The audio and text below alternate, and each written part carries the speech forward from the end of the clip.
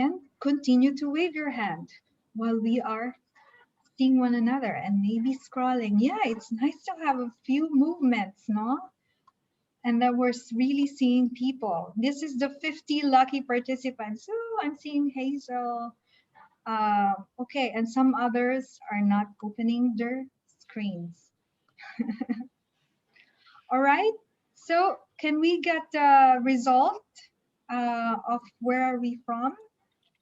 You can now feel free to get back to your bed if that's where you're coming from. So can we get the results? Sharing them right now, Dada, just a second.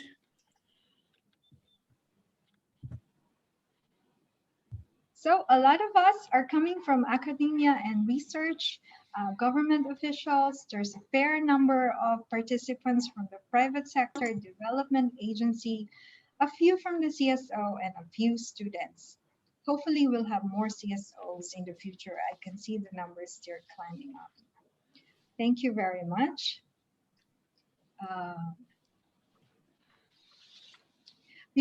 Thank you once again for the support, for coming here.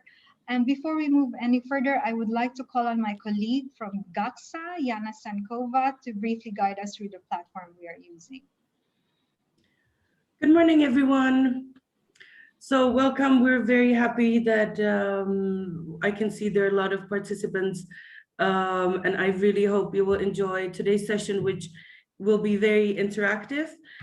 I would like to mention that this webinar is being recorded, so you are showing your willingness that this is okay with you, and later on the recording will be available on GACSA YouTube channel.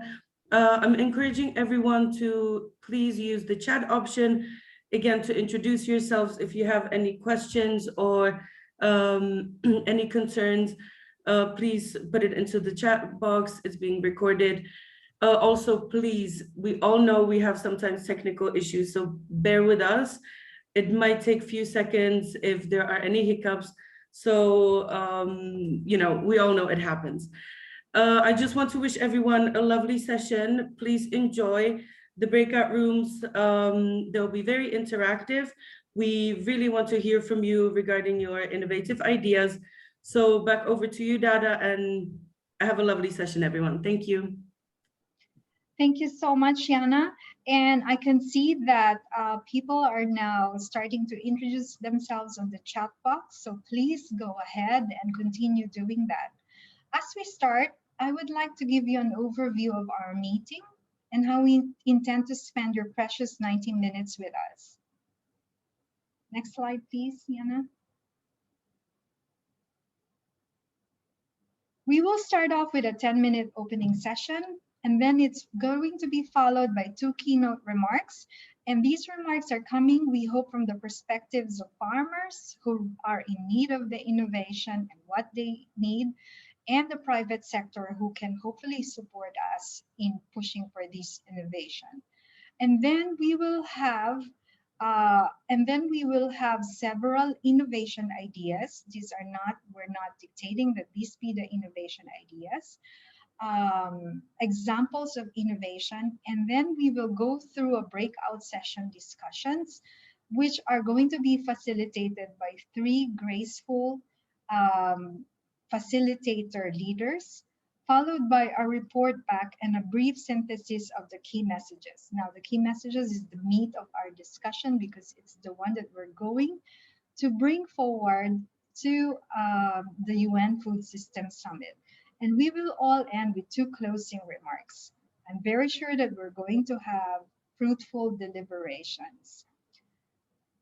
And so we move to our first input. Not yet. So before we moved on,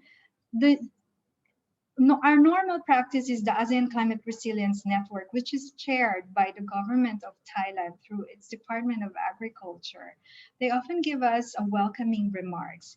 And in this instance, we hope we will play to you a video that summarizes the update or the chairman's report of the ASEAN Climate Resilience Network. highlighting the work of ASEAN-CRN, introducing the network to you, and the opportunities in the region to contribute to this process of transforming our food systems. So please enjoy the chairman's report.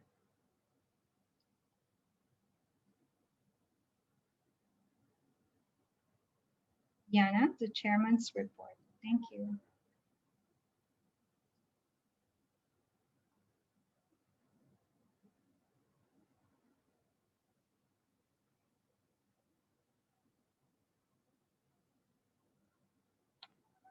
Yes. Yes.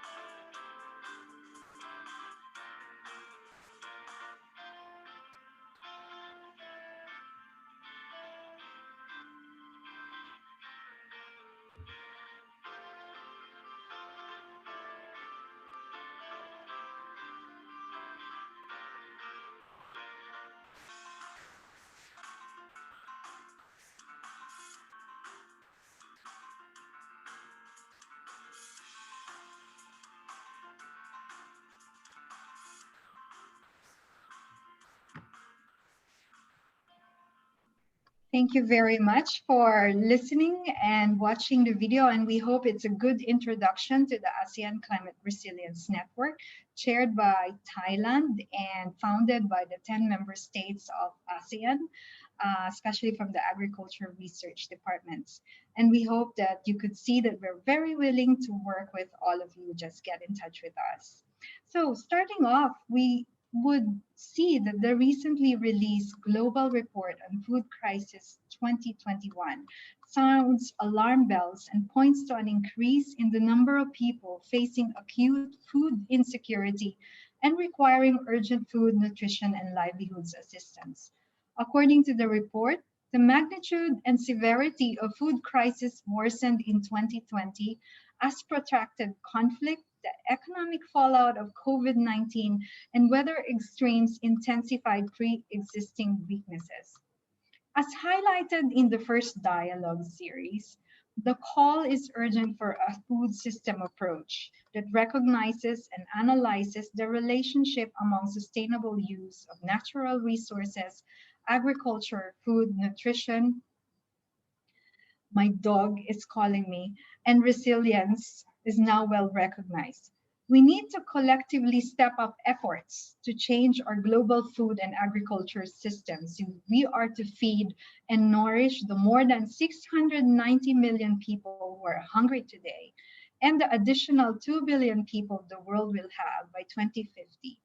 This calls for strong, innovative, transdisciplinary partnerships that can deliver game-changing solutions to feed and nourish the world. I'm honored to call upon our next presenters to tee us off and present on the need for innovation to drive sustainable and resilient food system approach in the Southeast Asia region. We are privileged to have Marlene Ramirez, the Secretary General for Asian Partnership for the Development of Human Resources in Rural Areas, or ASEAN-CRN, to provide us remarks on how we meet the demands of nature-positive production systems. Over to you, Marlene. Thanks very much for being here.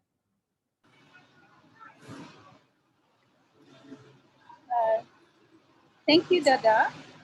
And my apologies if you hear some noise. I'm at the vaccination center here in my city, and I got an instant call that at 3 p.m. exactly now, it's my schedule. So I'm very sorry about this. So anyway, oh my gosh.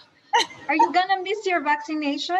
No, I hope okay. I miss it by a few minutes. So anyway, good afternoon to all of you, to you, Dada, and of CRN, and the rest of your co-organizers for this important space to dialogue on the theme of innovation towards boosting climate smart, nature positive production in Southeast Asia. A bit mouthful, but I understand it as innovations that will help us build food systems that will meet the fundamental human right to healthy and adequate food while protecting and sustainably managing our natural resources and ecosystems. I do not represent a farming constituency, but a partnership of rural development organizations dedicated to the empowerment of farmers' organizations or rural people's organizations. We are a member of the AgriCord Alliance of Agri-Agencies, whose reason for being is the growth and development of farmers' organizations and agri-cooperatives. ASEAN-CRN, the past 4 years, has worked with more than 60 farmers, fishers organizations in 7 countries in Southeast Asia, and along accompanying them in their own efforts to develop their economic activities or agribusinesses, in policy lobby and advocacy, and in their task of strengthening their organizations to carry out their various missions. We envision a trajectory that survival farmers' organization can be supported towards consolidation, moving up a ladder of growth that leads to empowerment and entrepreneurship, and to take at some point leading roles in territorial approaches to development in their respective communities. Most small-scale farmers and food producers, as we all know, are already contributing nature-based, nature-positive solutions in various ways through their efforts to diversify production, to practice organic agriculture, natural farming, biodynamic farming, permaculture, and living out principles and values that come with this range of sustainable practices. But we know that the extent of adoption and the scaling up of these practices is very slow or low. Sustainable agriculture movements have been in our region in Asia as early as the late 70s, and for 40 years now, the movement has so far only able to occupy a very small place in the agricultural landscape in Southeast Asia. Based on the data by the Research Institute of Organic Agriculture, an independent institute focusing on organic agriculture, the area of organic agricultural land in Southeast Asia is almost 6.1 million hectares, or 0.4%, only 0.4% of the total agricultural sector in the region as of 2017. Farmers who adopt sustainable agriculture practices know that recycling, for instance, recycling biomass, can improve soil quality and contribute to the sustainability of agricultural production by replenishing soil, organic matter, and supplying nutrients. But farmers have very limited empirical data and lots of anecdotal information about results of biomass recycling to the soil.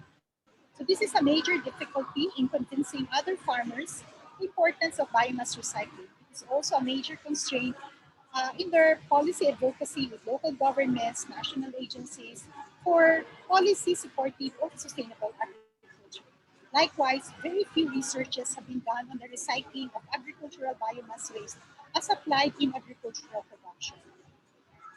Zooming in on our partner farmers organization in Indonesia, Philippines, and Vietnam, 10 of them are among advocates and practitioners of these sustainable agricultural practices. They have invested in building their capacities to be able to promote these practices among their members. But what is urgently needed to accelerate the adoption is to reverse the traditional model of knowledge transfer, which considers the farmers as simply executors of solutions identified for them.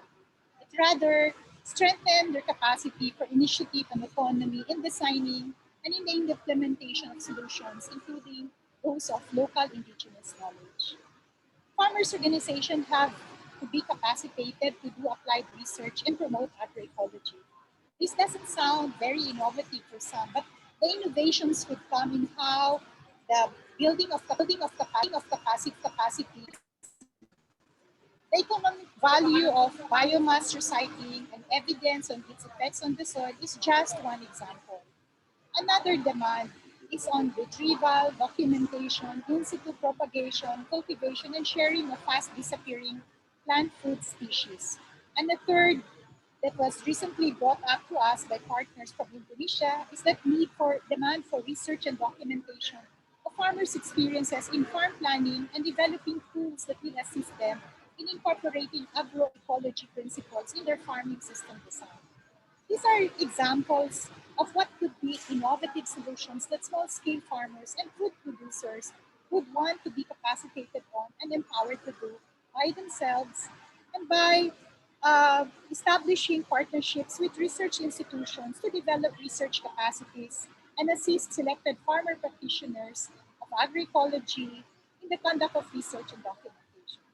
So altogether, prerequisites to meeting some of these demands would be the need for us to develop strong farmers organizations who can be frontliners in building capacities for agroecology. We need to increase investment for agricultural research for and by farmers organizations. We need to strengthen partnerships with scientific research community who could assist in building research capacities of farmers groups. And finally, we need to also strengthen our ranks, that we rally behind positions of small-scale farmers, men and women food producers in the upcoming food system summit, especially around track 3 and track 1.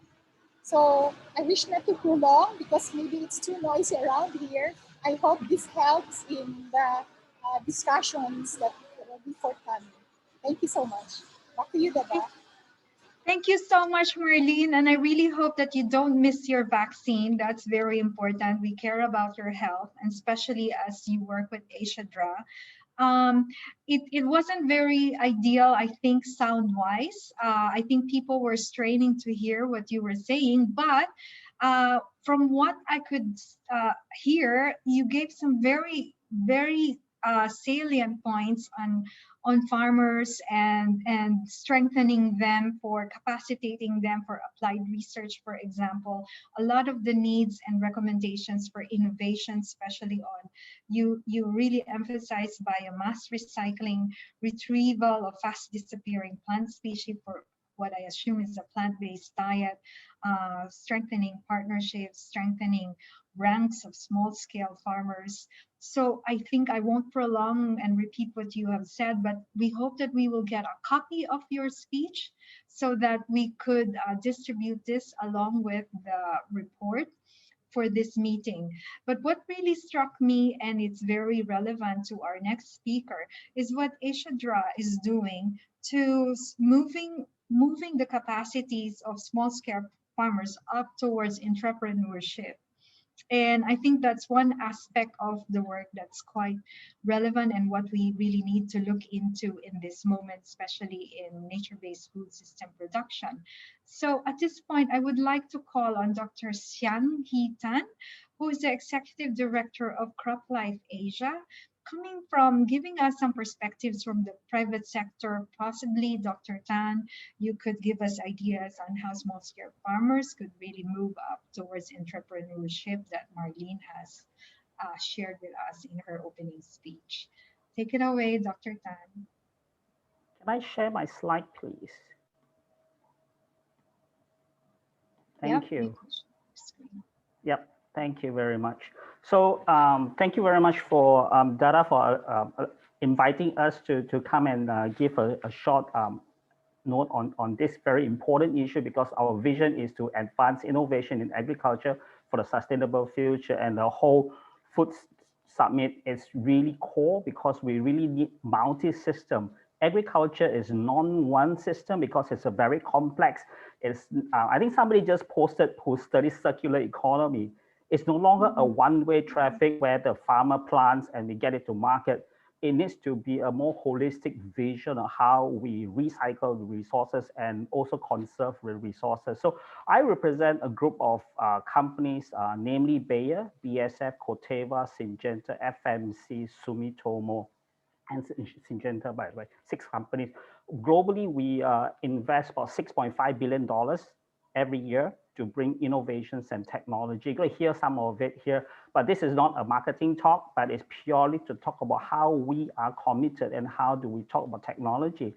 So going back to my slightly before my previous life, I actually built an entrepreneurial school in Malaysia to train graduates that are non-agriculture. We brought technicians, we brought accountants to develop a new group of people that has entrepreneur in agriculture. We brought them from planting to Tesco to Big C. It's end to end to get them to commercialize their product. This is where the value capture is, as opposed of just planting. So this is where we need to talk about the innovation part. And clearly, we know agriculture is its core for Asia. There are 85% of world smallholder comes from Asia. We have issues like land rights, women's loss in land rights. Everybody knows this. Market access is going to be very core. Available finance, access to technology, impact of climate change. This is why CRN is so pivot to the whole of this discussion. And all of this is further exacerbated because of last year's COVID. And we're going to continue to see COVID impact. You know, Malaysia is locking down, Singapore is locking down, Thailand is now at 9,000 cases, India, and where the farmers are going. How do we protect our farmers while they go out? We can work from home, we can do Zoom. The farmers cannot Zoom to their crops and says, please grow. They need to be going out. You know, the Philippines is also on lockdown. So therefore, the whole piece of the technology is, you look at where President Duterte said today, because of fear of food security, he has just reduced the taxation or the for rice. Again, governments use agriculture for different mechanisms, whether it's for food security, for food safety, it's a voting-based, it's economic pillar, while society requires just in time for food, fresh, safe, and etc. But him as a farmer, he has a lot of consideration from what do I plant, how do I go to market, I have problems with chemical, I have problems with my input, and fundamentally, where do I get better seeds? So all of this needs a separate set of technology in articulating and supporting the farmers the way he go to market. And just, again, how do we empower the farmers? Empowerment and enabling are 2 different things. A lot of people say, oh, let's empower the farmer. But if you don't have a set of technology to enable the farmer, he's equally incapacitated in that sense, because a lot of times technology takes time to be delivered into the market. It is not even like iPhone. It takes some countries take two months, some countries takes longer than that. So my pick is empowerment and enabling are two different things that we need to be cognizant about. So the Malaysian, for example, when the MCO or when the lockdown happened and Philippines had the food pass or the green pass that enabled farmers to go to the market. But reversely, a lot of people thought that the input people, the shops were not able to, going back to a fundamental packaging for farmers to pack their product were not available during the initial stage. So a lot of things were dislocated. Then you have a shift in restaurant shops stopping. Where does the product goes to? So that's where the whole online platform came into significance. This is where innovation is to allow farmers to connect with society, allow farmers to bring products to the market on a much more quicker pace. And together we are developing various softwares to allow farmers to be able to envisage through drone, where the disease problem, how do we do water monitoring, how do we sensing about pest and disease pressure. So these are various applications that is really developing right now. And it's not only us. Right now, there are 1,600 startup companies that's involved in agriculture, whether it's from end to end. Israel alone has 400 startup companies that is looking from, again, input technology, how do we deliver best optimization of growing processes. And right now you're seeing a lot of vertical farms coming out. Again, there are different types of farmers, which I want to also stress about. There are smallholder farmers. There are the intermediate farmers who are supplying food to Beijing, Shanghai, and even Manila, who lives in Los Baños.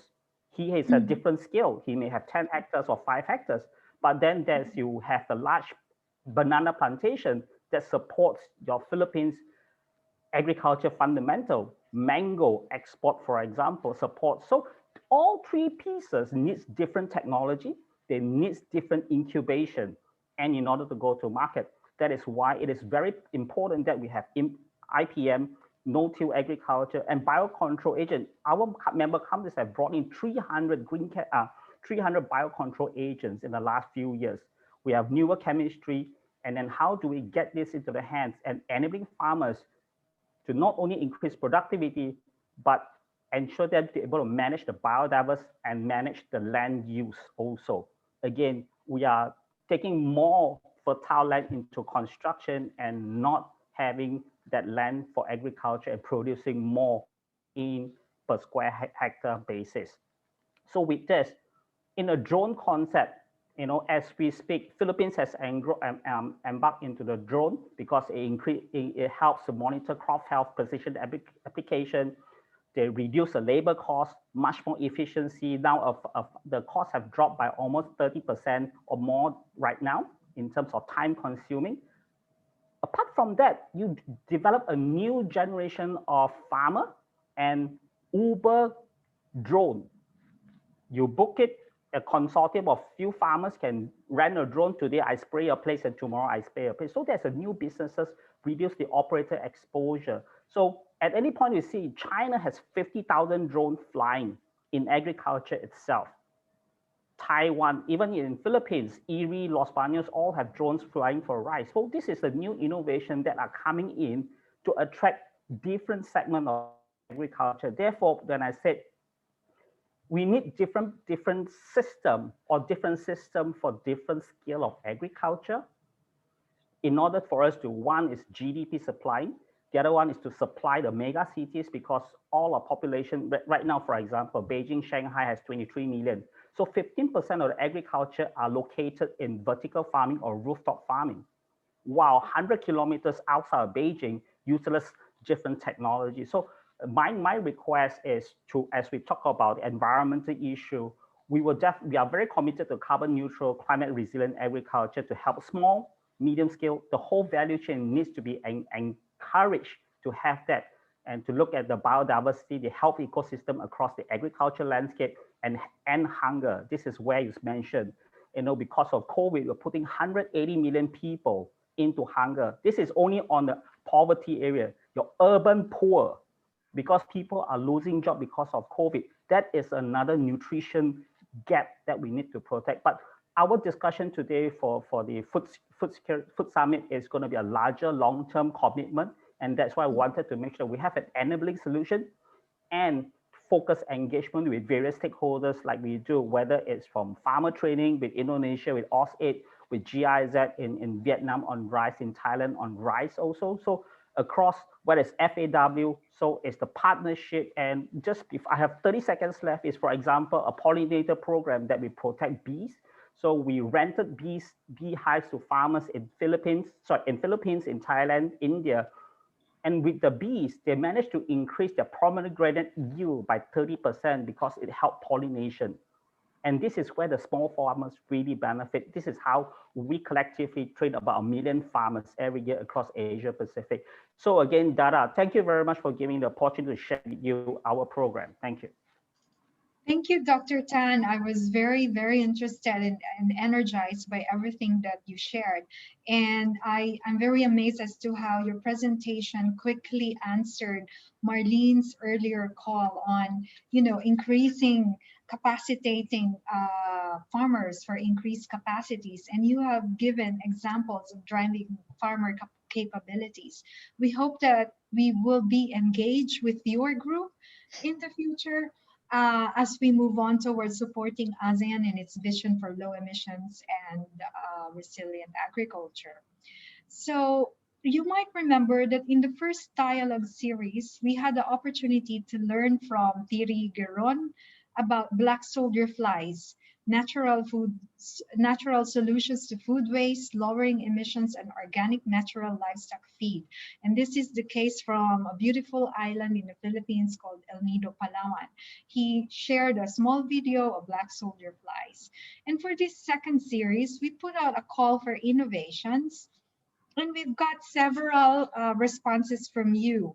There was Keiichi Hayashi, Program Director of the Japan International Research Center for Agri-Science, JIRCA.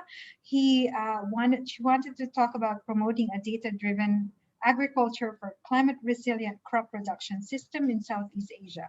There's also a last-minute submission from Peter Prince on land, water, and food consult.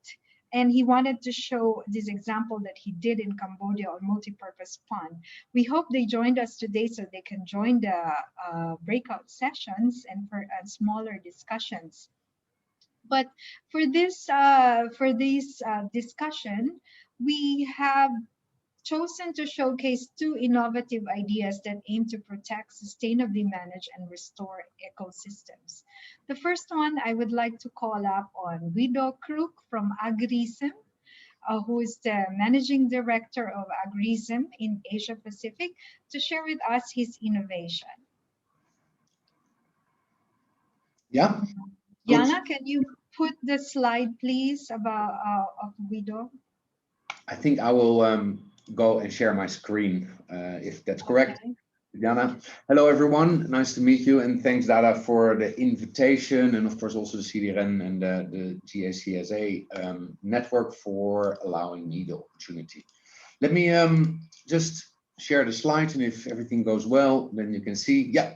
So we are a Dutch young company. Let me put it this way. We are a bit beyond the startup phase. So we have a fully commercial product. And with the roots in Wageningen, as in agronomy and research in the Dutch agricultural sector, we have, after initial success in Middle America and Europe, we have now spread our wings into Asia. And since recently, we are present here across the Asia Pacific region and heading into this very interesting space around ag technology and offering a solution that has a smallholder in mind. It aims to use technology, data, analytics to the benefit of the smallholder, but therefore it needs to be easy accessible and easy to use. The result of the platform, and I'll show a short video on how it explains what it exactly is, but is sustainable agriculture. It has a result that it empowers, it improves the income and the resilience of the smallholder farmers, and therefore it's quite an elegant solution, I would say. So it's a global turnkey decision support system, and it allows to determine the most natural fit between the parcel and the market and the crops that are most suitable and economical viable on that specific parcel. We use climate, we use the market data, but most of all, it is easy to use and you need to be able to deploy it in minutes.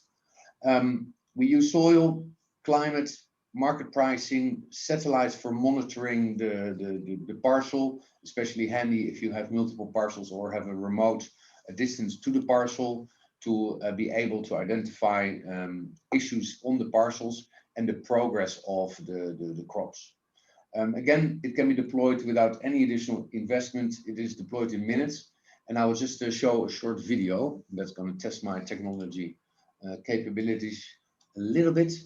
Let me just double share if I have, okay. I need to make sure that I have the sound. All right. AgriSim, the first platform that supports you in all your farming decisions. All you have to do for start is to create your parcel. Click on the map and determine the boundaries of your land. After you give your parcel a name and select basic cultivation details, you are all set to proceed and get essential insights for your farm. AgriSim brings all insights you need in less than a minute, like your parcel's climate data, as well as important soil parameters, like texture, pH, organic matter and so on. Based on all existing conditions of your land, Crop Finder shows you how suitable each crop is to your parcel and how much you can expect to earn. AgriSim analyzes thousands of different crops and enables you to compare possibilities for rain-fed or irrigated cultivation. All you need to do is to create your parcel. You can click on any crop on the list to reach all important information about it. You can see the suitability and potential revenue you can expect for different periods over the year for rain-fed and irrigated cultivation. You can reach details of your potential revenue for each crop as well as price forecasts and yield forecasts of next year. All other essential economic insights you need, like historical prices, yield and production values, are just a click away.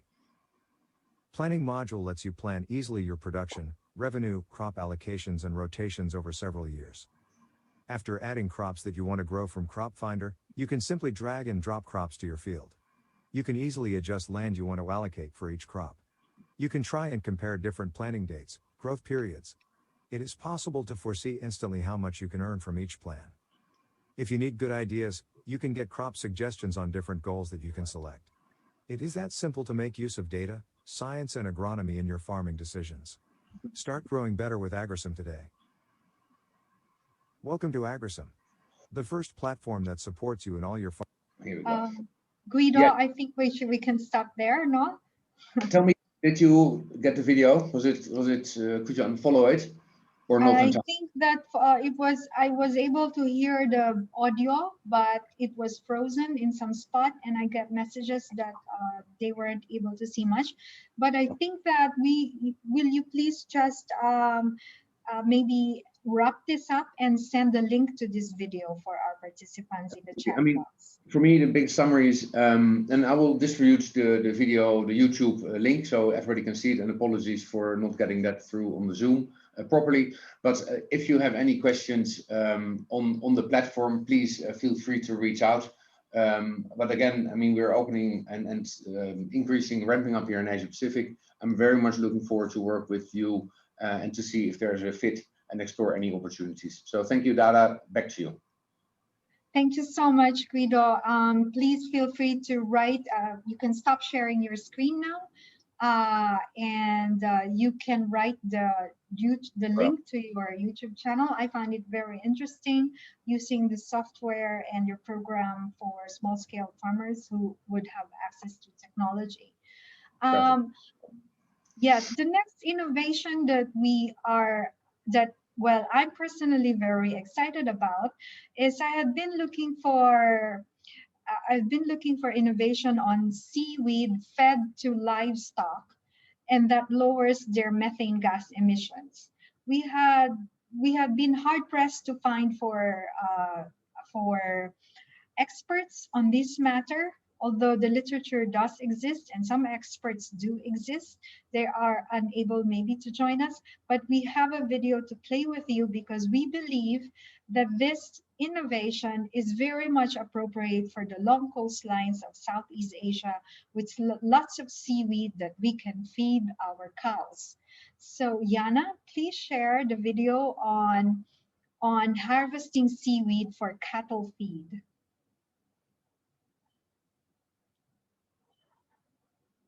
Do we have the sound?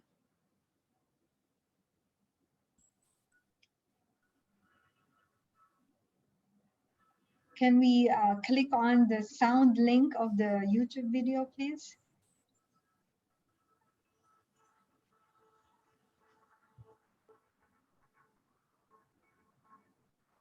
We have no sound.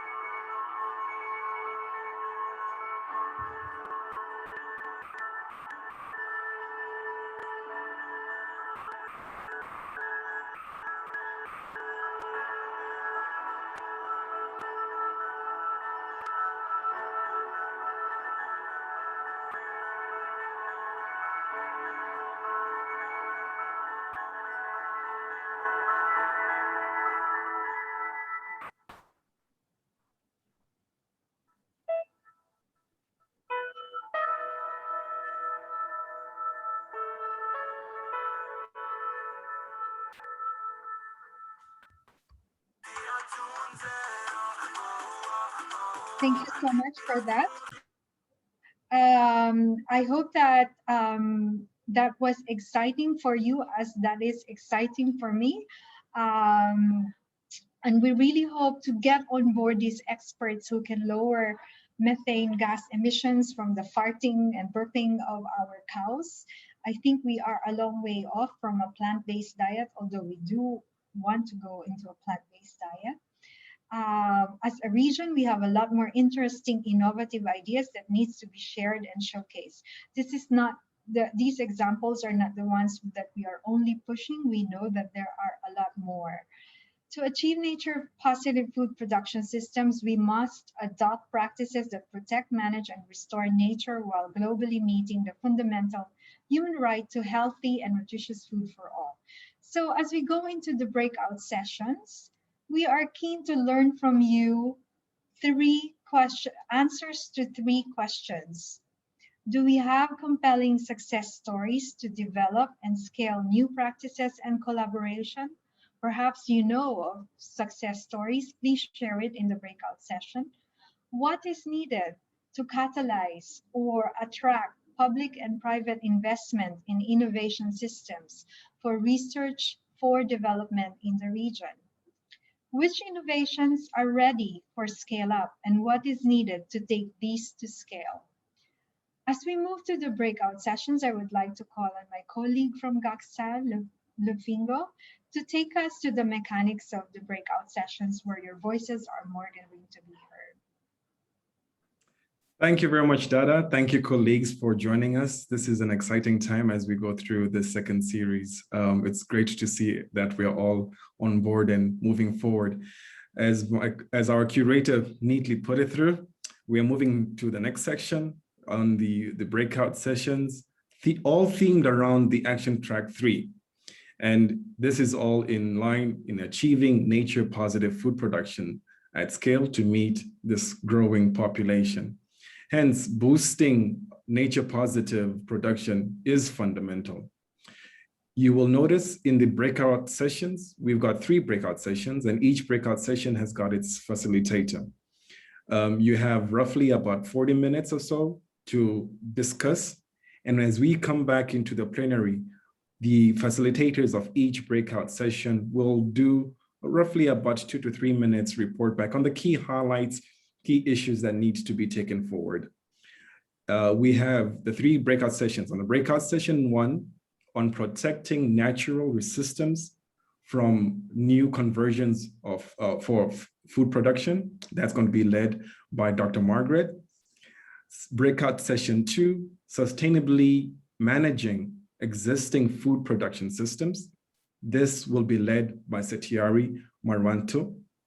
And lastly, breakout session 3, restoring and rehabilitating degraded systems for sustainable food production and ecosystems.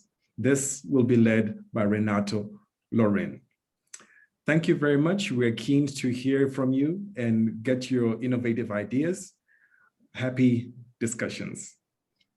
Zoom will now automatically assign you to your rooms, and you will now be taken. Yana, is it happening now? Yes, I have to do it manually. So how I mentioned at the start, please bear with me. It's very technologically complicated. I'm not the expert here. So just a second, you will all be allocated into the room. So it should be happening right now.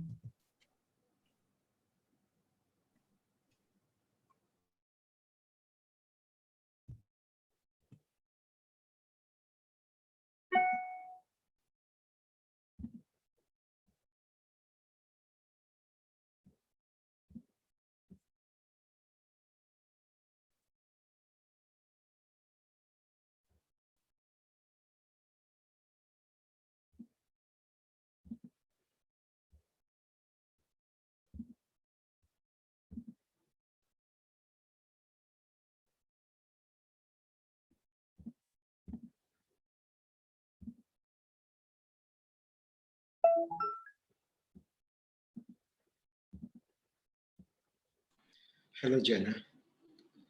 Yes, hello. I got invitation to join with room 1, but actually I'm in room 2. Yes, I'm aware of that. I have to move you manually. So if you can just give me a second, I'll move you right away. Just a second, please. Yes.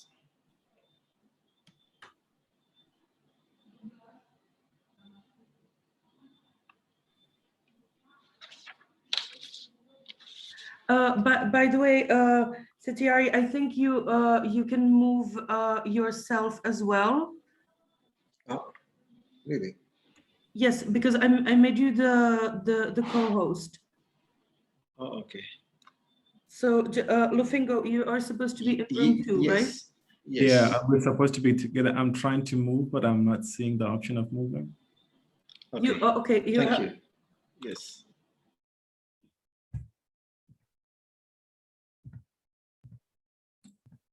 Yana, if you're able to move me, I'm not seeing the option of moving. Just please bear with me. This is a bit difficult. No worries. Thank you. Because I can't actually, I can't find you here on the list actually. Yeah, was looking. That is so weird.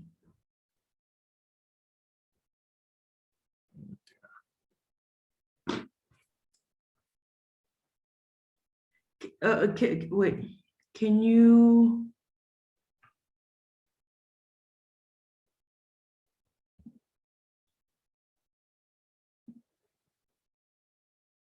Because I don't know why I can't find you here on the list, which is really strange.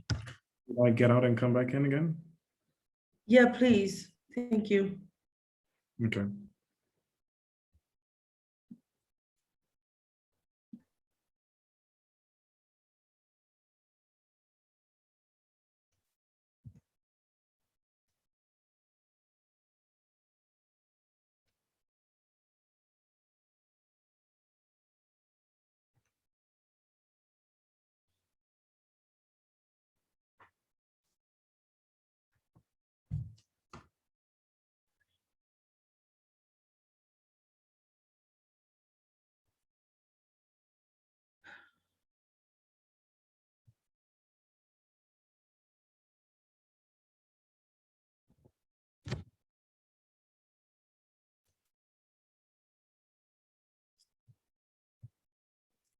I'm back again, Yana. You can assign me to room 2, please.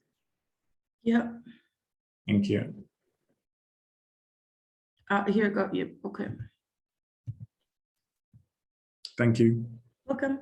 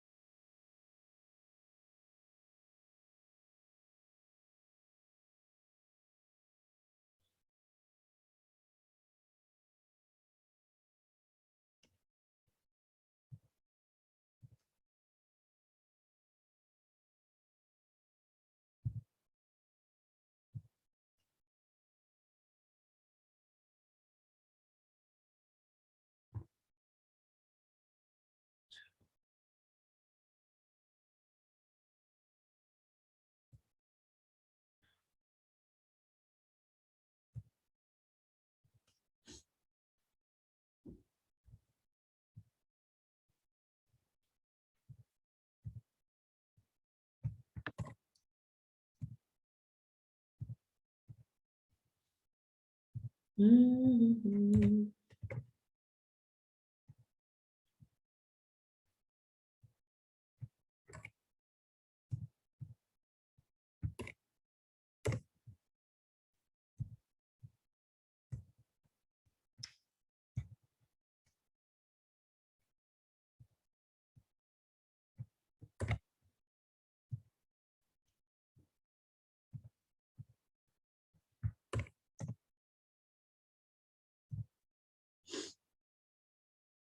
I don't know.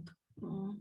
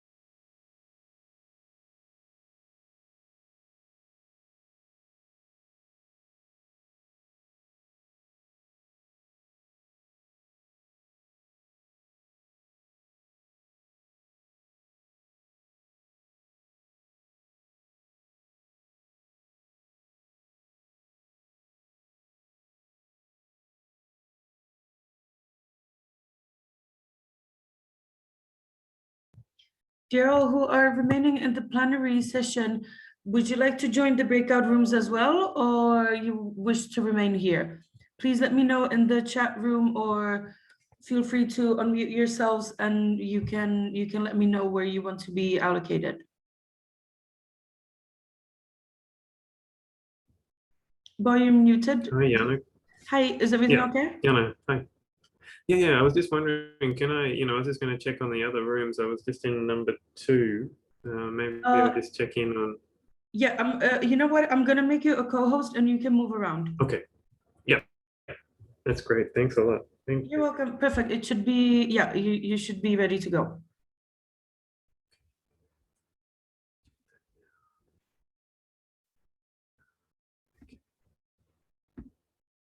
All right, great. Thanks, Yana. You're welcome.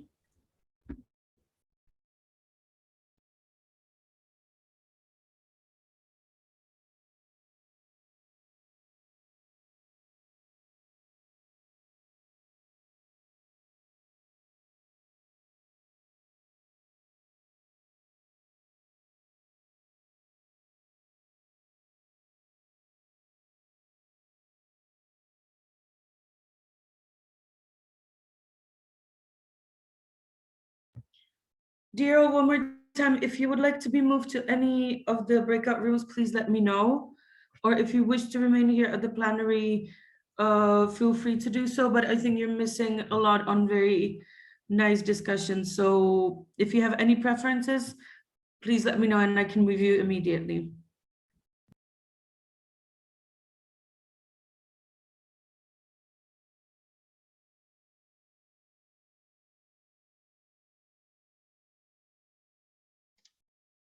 Hello. Yes, hello. Yeah, I can only enter room 1. And then do you have any other rooms or breakout? Yes, of course. We have room number 2 is on sustainably managed existing food production systems. And room number 3 is on restoration and rehabilitation. Okay, so I'll try to access those rooms. Thanks so much. Which one you would prefer, number 2 or number 3? I think I can only see number 1, and I don't see number 2 and then number 3. How can I enter those rooms? Yes, I have to assign you manually. So can I move you to number 2? Yeah, number 2. No, yeah, number 2. Number 2, please. Okay, perfect. Thank you.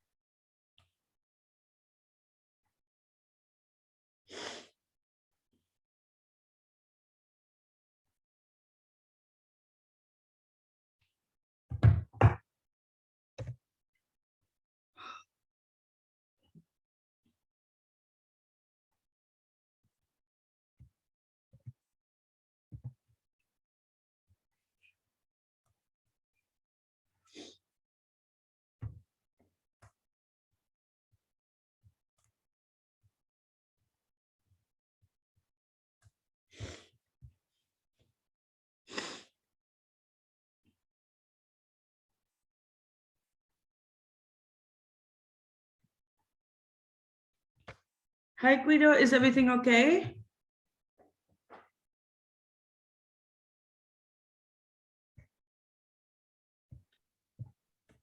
Yeah, everything perfect. I am on 2 different devices, so I was split between 2 rooms. Yeah, so that's okay, good. Okay. I'm just trying to make my life simple again.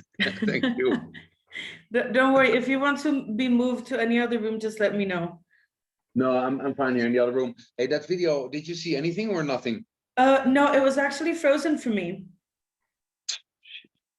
Okay, well, it is what it is. No worries. But you know what? Like I have the link from the chat room, so I can circulate it with all the participants after this dialogue. So don't worry about it. Perfect. Yeah, that would be great. And just drop my email next to it, and then Yeah, perfect. Okay, thank you so much. Talk later. You're welcome.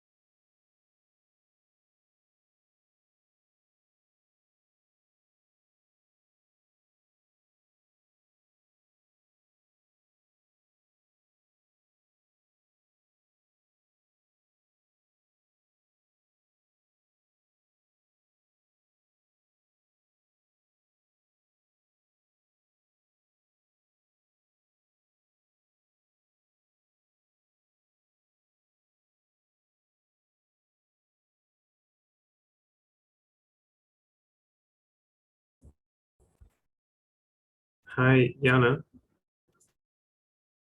Oh, Yeah, hey. I accidentally left the meeting, not the breakout room. Don't, but so, I mean, it's 20 minutes remaining. Let's put it that. Mm-hmm. Yeah, that takes us to, yeah, 3:30, I guess, around that time. 3:30 our time, 10:30 your time. Yeah.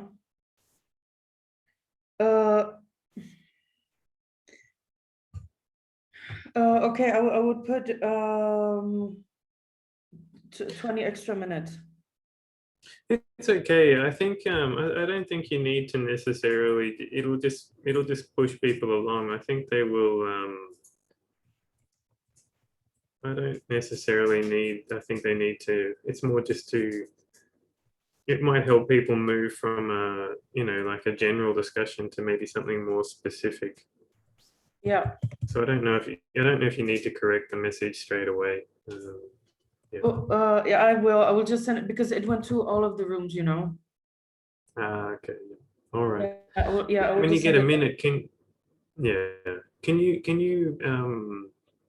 put me in as co-host again? Sorry about that. I just Yeah, absolutely no worries.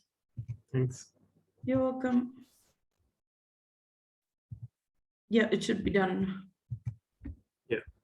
Okay, great.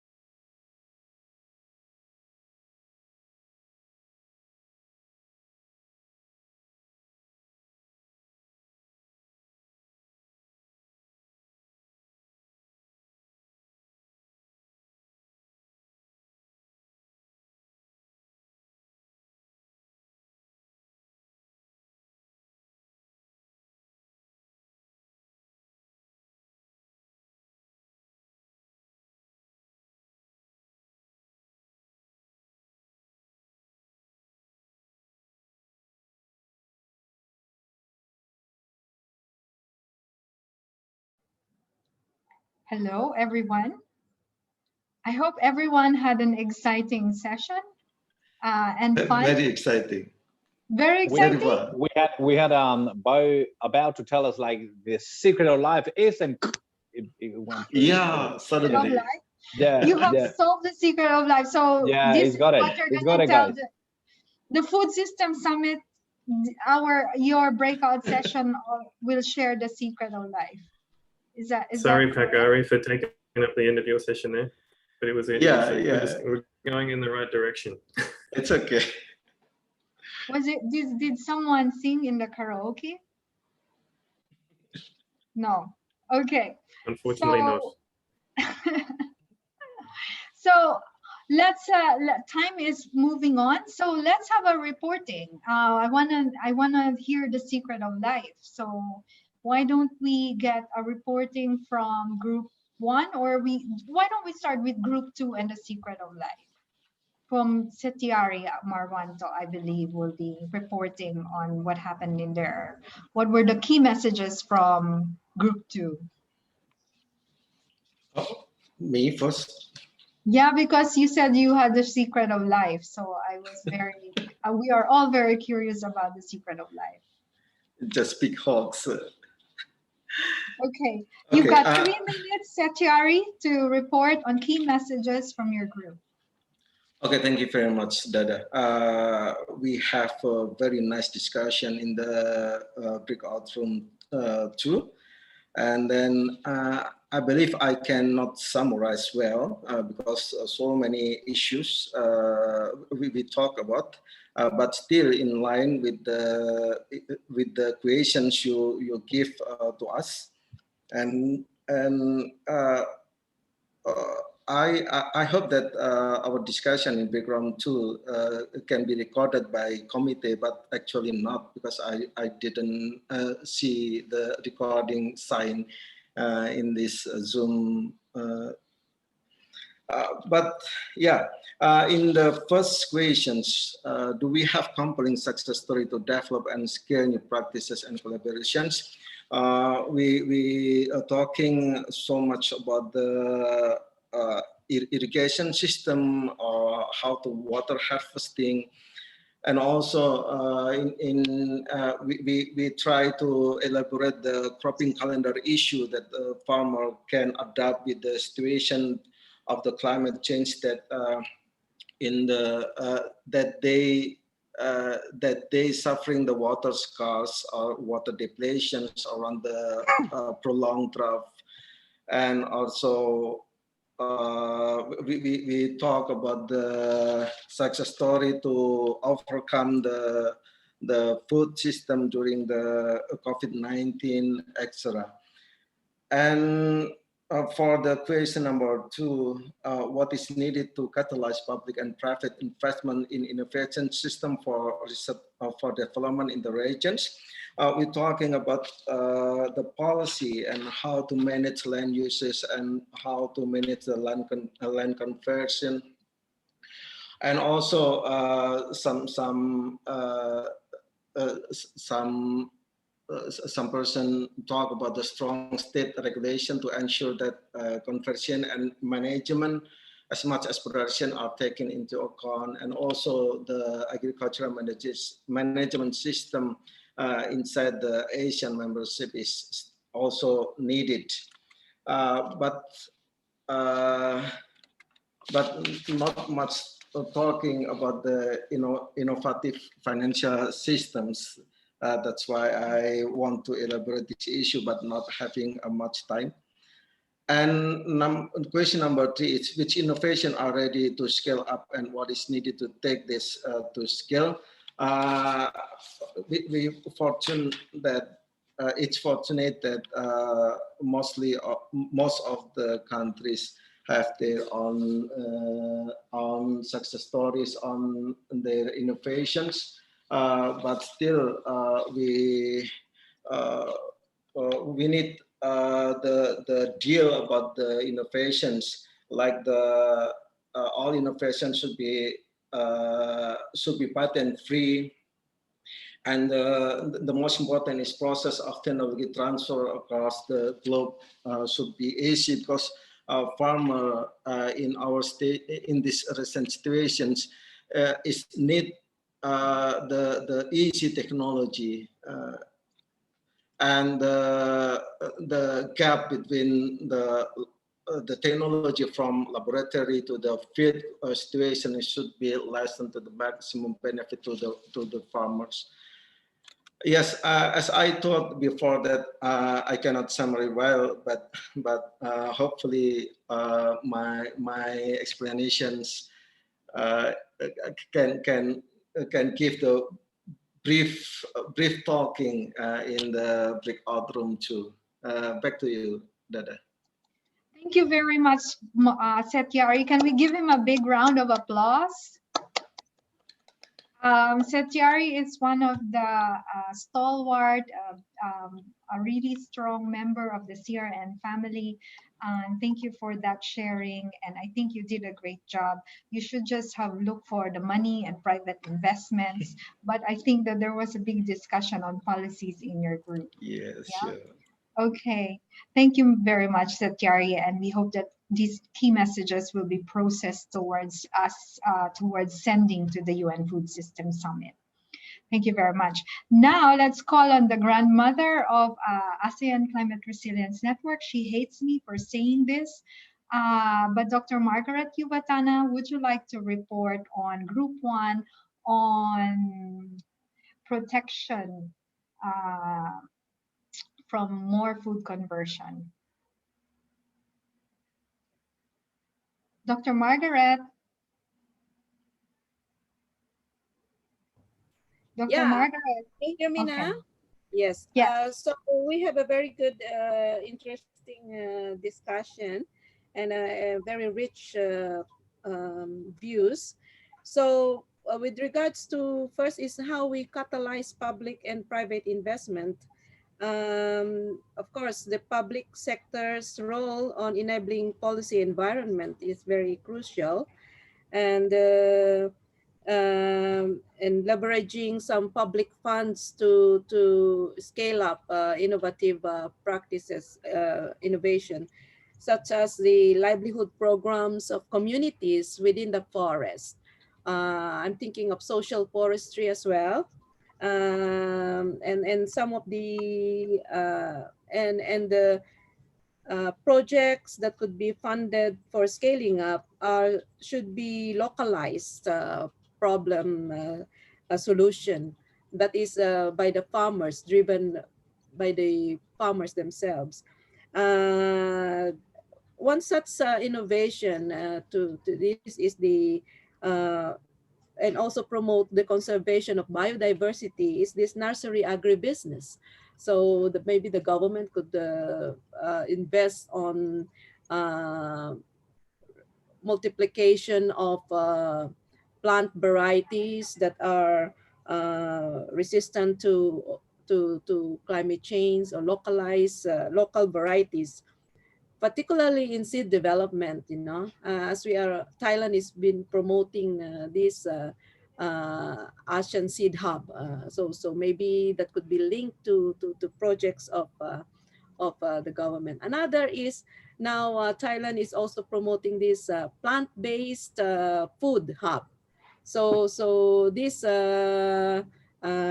plant-based food hub that is a one solution for the recovery from the pandemic. So we are is for the food reserve. So this kind of innovations, particularly the seaweed, I almost forgot the seaweed for reducing methane emissions. So it also address our concern on food security and also for climate change. So that is in synergy. Now, how we better realign and coordinate with national, international research.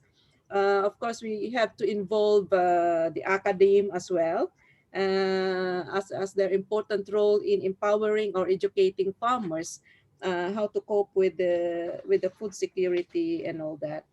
And then the third one is those innovations that are ready to scale up. I already mentioned some, and the Philippines has some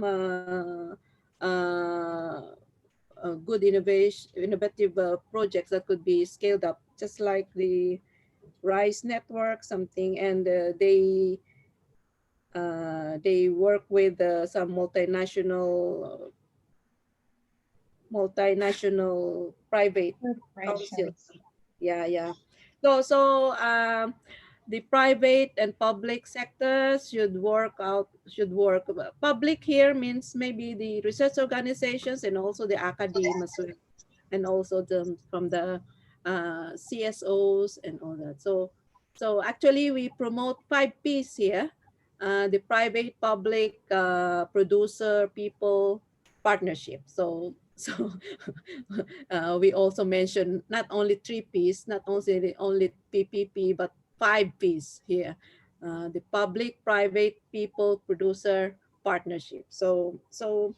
And I almost forgot what Ratana said. These tools, that the decision-making tools are very important for our decision-making for policy recommendations. So these are very relevant. The forecasting future tools, the one mentioned by, who is that? Who mentioned about this yield forecasting? Yeah, there are a lot of tools, decision-making tools. So as an economist, those are very, very relevant. The big data are very important. Modern innovations, the drone, what else? Okay, so if the members of Group 1 are still listening, did I forget something? So maybe you can butt in and just feel free to provide your insight as well. Dr. Ratana, I think, Dr. Ratana, sorry, Dr. Margaret, I think there's just the issue on role of youth in agriculture should be further explored and supported. Yes. One of our members. Jackfruit also as an example. And I think one of the key message that is really very important is that there should be a way to find how society should pay back to farmers, or it is like payments for ecosystem services. And in there's a lot of examples on innovation that we hope can be saved by us. We will hope to save some of those. But I think and the strategic partnership of Dr. Ratana. Dada, I just think of Mr. Thomas mentioned about jackfruit, and we that is one plant-based food hub that we are promoting, because we want to find some replacement for meat. And so jackfruit is one candidate for it has a texture of a meat texture. So that's one innovative that we would like to promote in the ASEAN food hub. What do you call that? ASEAN plant-based food hub. Thank you. Yes. And last, but thank you so much, Dr. Margaret. There's so much more, I think, that we went into discussion, but we weren't able to get more into details. But I hope that we go now to the third breakout session. Who is our facilitator? I think it is. Yes. Dada. Okay, where I cannot find. Yeah, I'm here. Okay, please just go ahead. Yeah. I don't see you. My video's on. Okay, I want to introduce Renato Llorin, and I want to mention that the Rice Action Watch Network is a very good partner and member of the ASEAN Climate Resilience Network based in the Philippines. Hi, Renato, please. Hello, yes. Yes, this is for breakout number 3, So this is particularly about restoring and rehabilitating the degraded systems for sustainable food production and ecosystem services. So we started more with looking at the adoption of digital technology. This is something that is common now. We saw the earlier presentation during plenary. But basically, it's also using digital technology to be able to get together the value chain, to link it up more closely and make it better, and also help farmers and also consumers from production to consumers in terms of using resources and allocating resources. Okay? And aside from the classic digital technology of softwares and what we saw earlier, there were also suggestions of using phone apps, which may be a little bit more friendly in areas or countries where the communications infrastructure is not really that good. Okay? So this was raised particularly for the case of the Philippines, and of course the ability or the capacity to adapt or transition to a more digitized type of technologies, particularly for farming.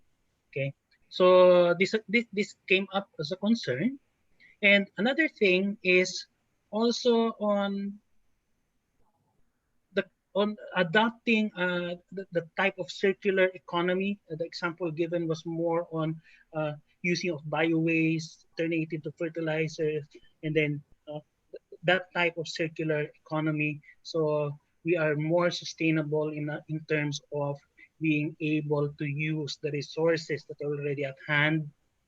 And in relation also to rehabilitating the degraded systems, there was also concern about being able to invest particularly in social forestry.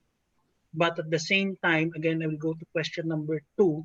It was also about going into this type of big projects will really need big investments.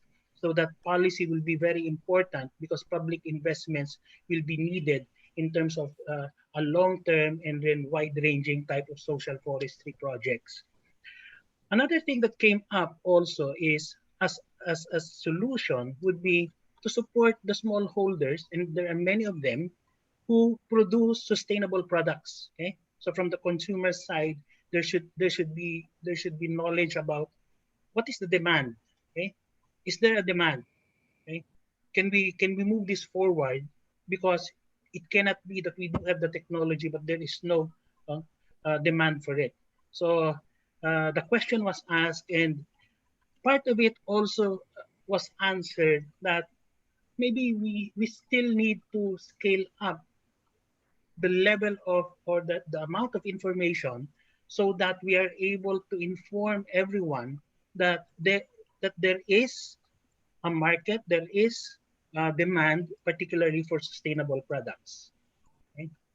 And another example of that is, well, some supermarkets in the small shops are going into more sustainable products, but again, this is not yet enough to help the small holders at this time.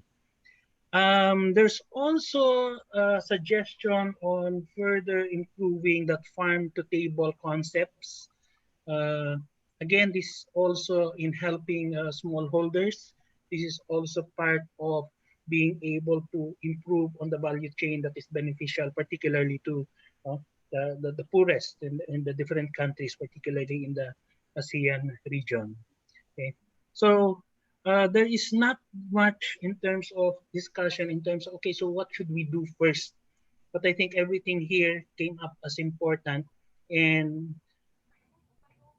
at most, okay, maybe there's still a lot of thinking to be done.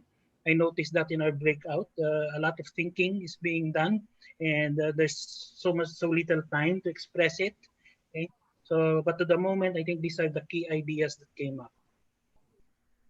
Thank you so much, Renato, and thank you for R1 for really joining us, and this is R1's contribution to our dialogue.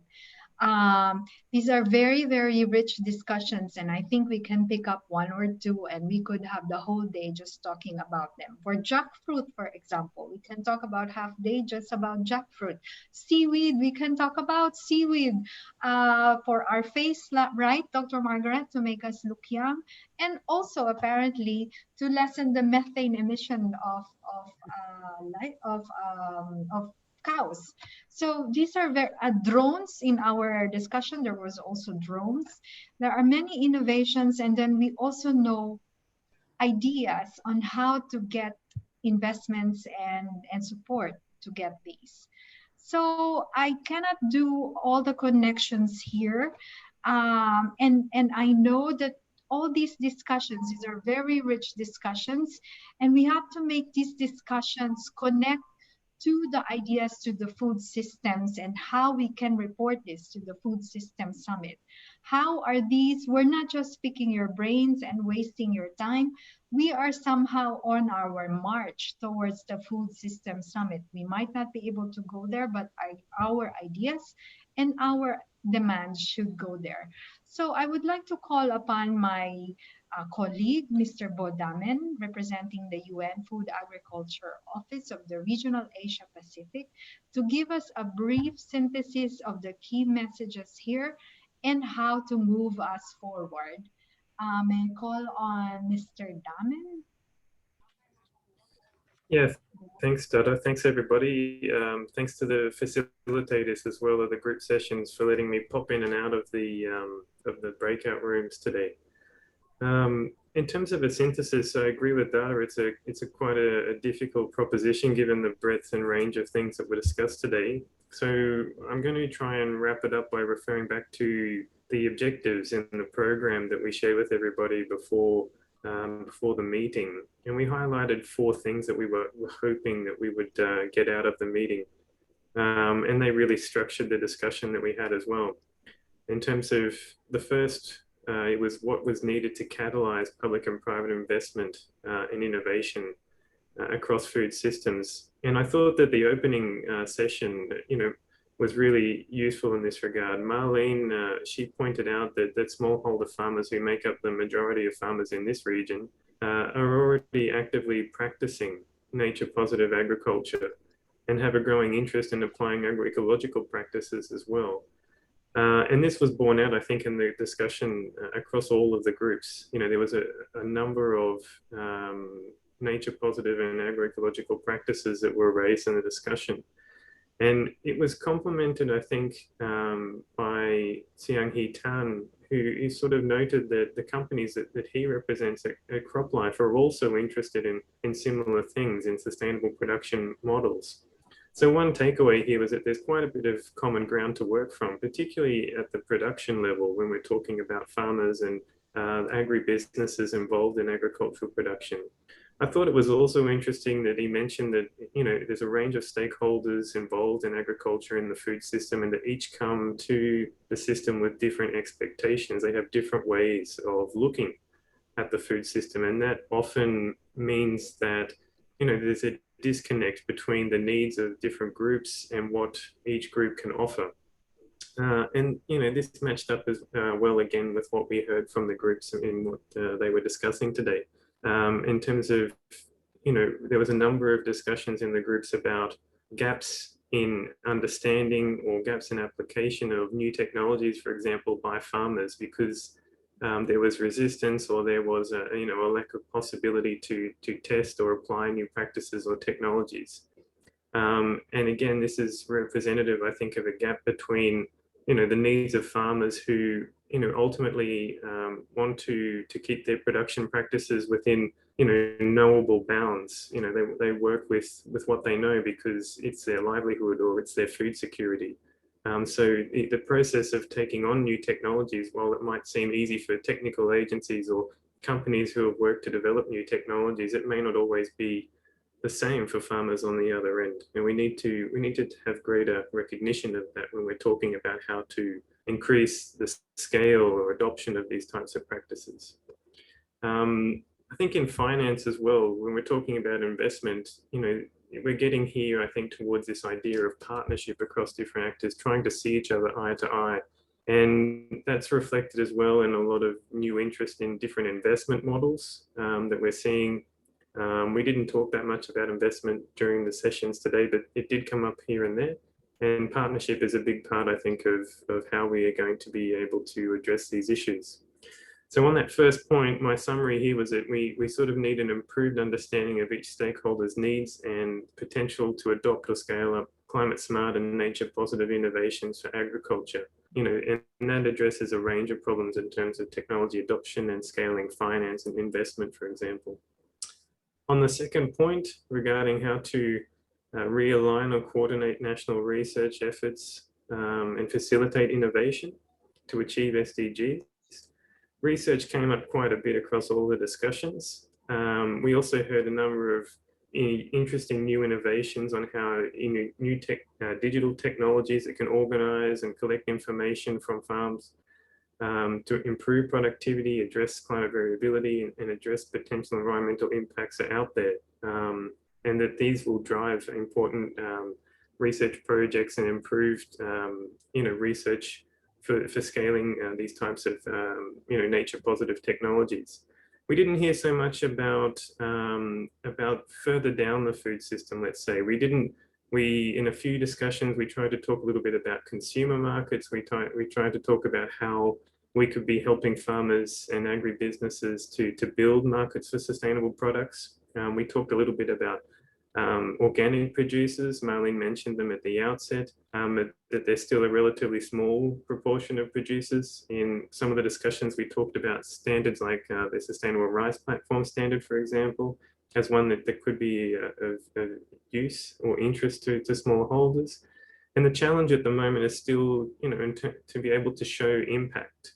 How can farmers moving to these new practices, what can it actually deliver? What are the tangible benefits? And part of the issue here is, I think, having enough accumulated experience on the ground, but it's also, I think, an opening here for these types of digital technologies that we talked about in terms of being able to collect that information in real time, provide it back to farmers, provide it to consumers.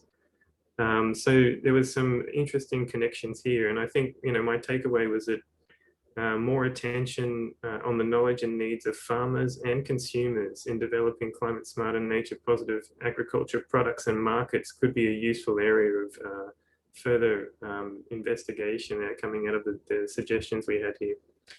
And then the third point was on innovations, what's ready to scale. Again, at the outset, I thought Marlene raised a really good point here, because she said there's already, it might not be very exciting actually, but there are a number of technologies out there and approaches that we could be taking off the shelf. These aren't new things. And, she mentioned agroecology, she mentioned building farmer capacity as important needs. And in group 2, we talked about some, we talked about irrigation. Pak Ari just mentioned irrigation again. This isn't groundbreaking new technology. This has been around for a long time, a very long time.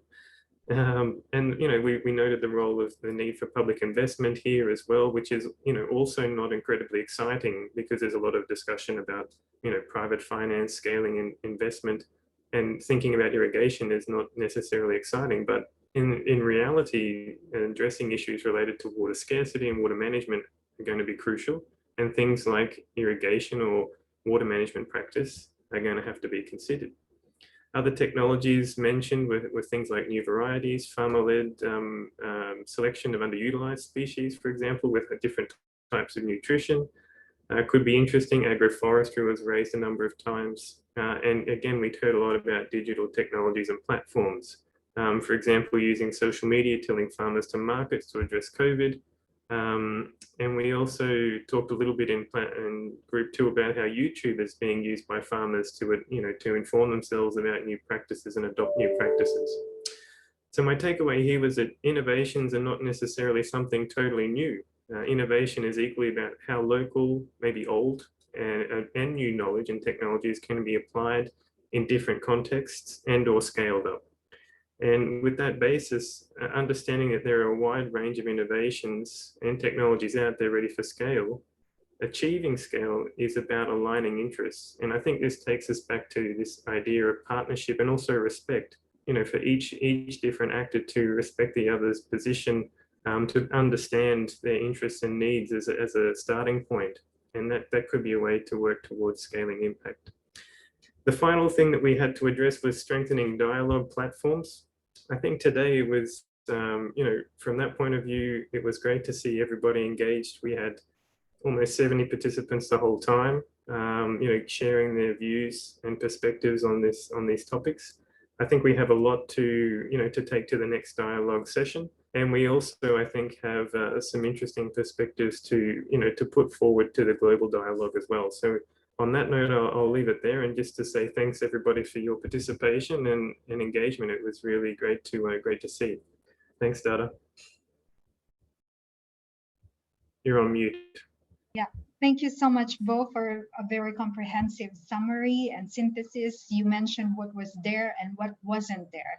And luckily, with your emphasis with a bit of focus on what wasn't there too, we hope that it could be addressed in the series 3, the last of the series of this CRN independent organized UN food system dialogue. So we are coming to a close. And before I give the final reminders, I would like to call on GACSA, who's one of the co-organizers of this session, to give us some inspiring words forward. Hi, Simon. Hi, thank you so much. Thank you everyone for such an amazing discussion that we had. I was like Bo. The energy in the breakout rooms was great. So firstly, thank you so much to the FAO team, to the ASEAN-CRN and the GACSA team that were putting this event together. Well done.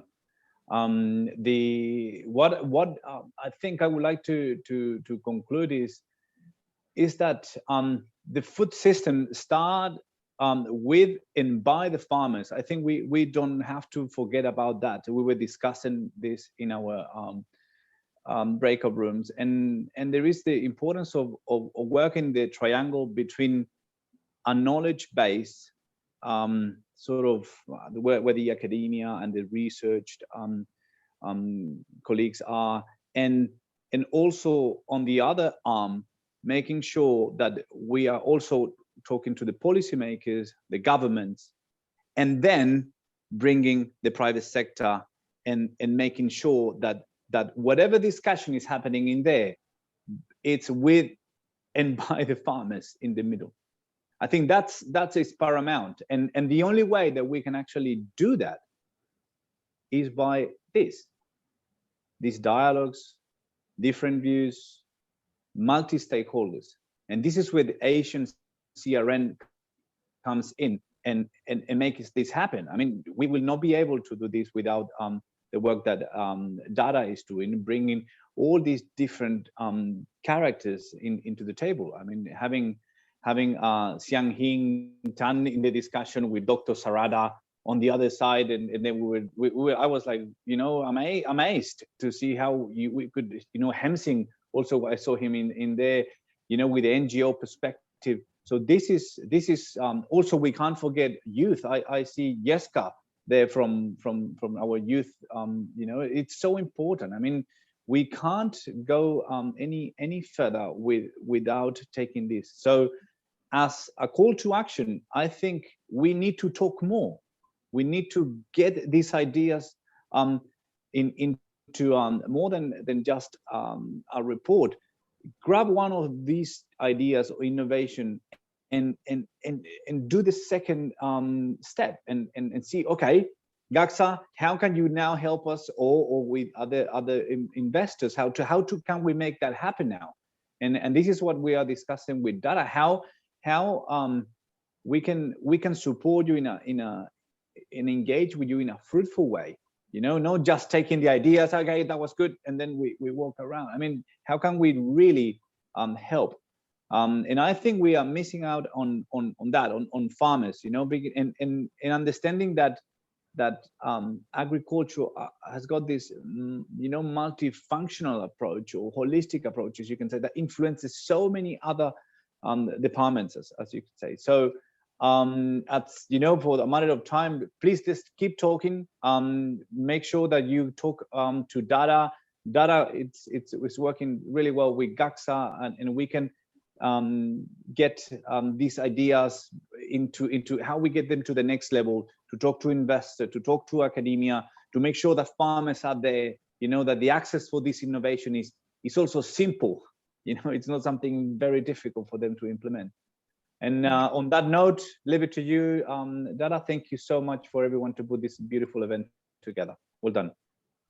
Thank you so much, Simon. And you flatter me so much, but I am simply a servant of Dr. Margaret, Setiari, of all the ASEAN member states who put together the ASEAN Climate Resilience Network. So I function based on their commands, and this is also, CRN would not been able to do this dialogue without the support of GACSA in facilitating this sort of dialogue, as well as with FAO Regional Asia Pacific Office.